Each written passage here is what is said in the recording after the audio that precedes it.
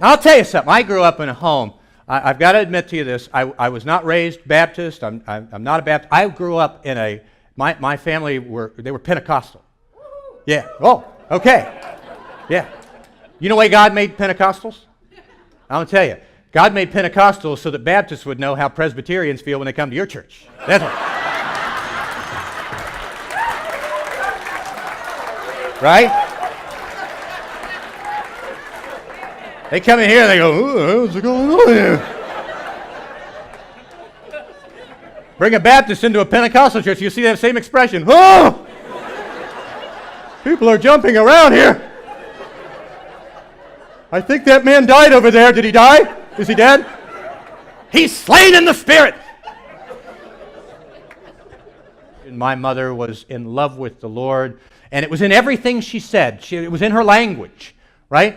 Near the end of her life, she just passed away last year, and we miss her so much, but near the end of her life, the word yes kind of disappeared from her language. It didn't from her vocabulary. It became amen. Everything was amen.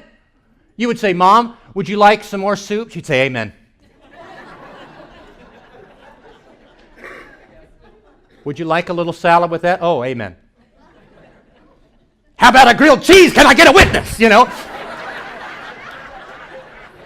It's like being in church all the time. Amen. But you know what the news is? It's every bad, horrible, terrible thing that happened anywhere in the world compressed into 1/2 hour before you go to sleep. Have you ever watched television and the news tease comes on at about 7 o'clock in the evening and they say, "There could be a killer hiding in your kitchen cupboard"? Details at 11. Nobody eat! Don't eat anything! There's a killer in the kitchen! I try to make good choices for the things I eat, for the most part, you know. Have time for treats and all those things. But, you know, at some point it seems to be there's just so much that you can do wrong that it's almost pointless to even try. You know, I'm out there riding my bike. I'm taking walks. I'm trying to eat low fat. I'm trying to do all these things. The other day on the news, I am not making this up, they came on and they said, "You know, it is possible to be completely within the right body mass index, and yet your organs may be obese."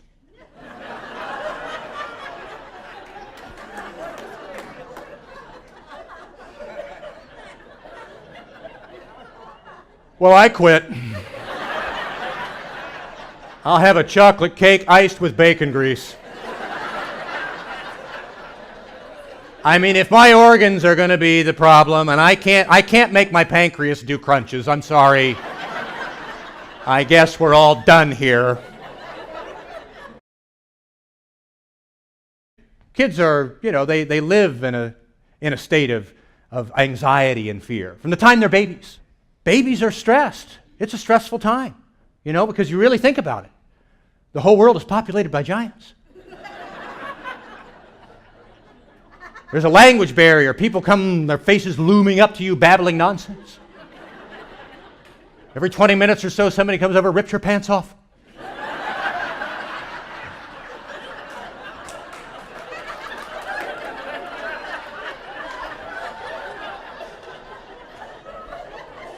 Slap some new ones right back where the old ones were. You know the baby's just going, "What was that about?" Fairy tales, we used to tell fairy tales to, and I was thinking about fairy tales, like those are terrible, scary things. They are. There's poisoning, you know. There's like, and then Snow White ate the poison apple that was red and sweet, and yet put her into a deep sleep for 1,000 years. Eat your fruit. Eat your fruit. Why aren't you eating your fruit?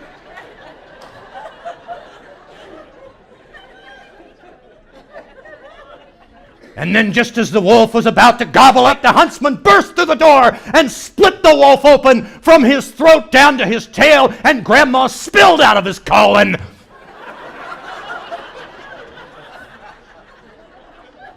Sleep tight.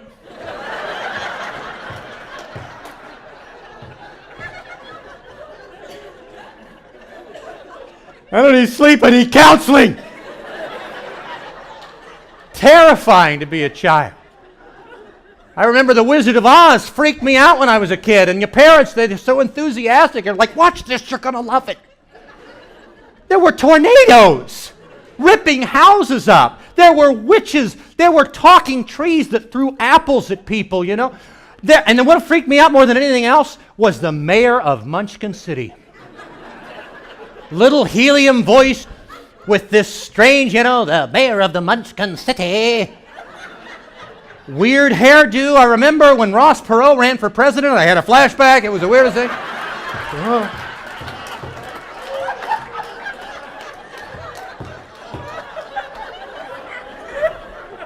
And you know, life is, let's face it, it's easier than it used to be. I was watching, I remember back in the late 80s, they had Lonesome Dove on. Do you remember that series, Lonesome Dove? One of the greatest westerns ever. I loved it. I love a good western.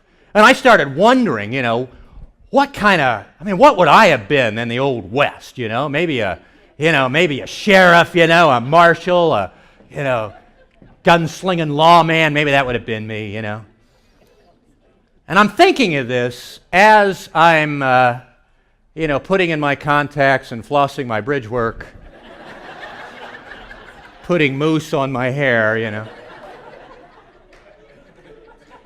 And I thought, no, if I had lived in without modern dentistry, optometry, and hair care products, I would have been a half-blind, toothless guy with a hedgehog type of hairdo. I would have been the village idiot, is what I would have been.